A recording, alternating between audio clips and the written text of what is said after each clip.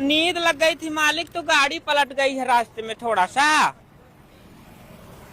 क्या आए क्या बोल रहे हो? अरे मालिक, गाड़ी पलट गई है, नींद लग गई थी थोड़ा सा।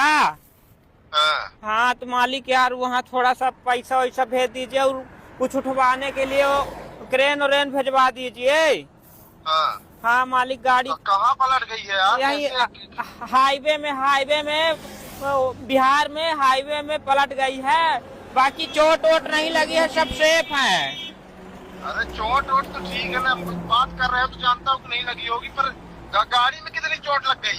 गाड़ी हो गया आगे बस का नुकसान हुआ है, बाकी सब ठीक है, कोई दिक्कत नहीं है।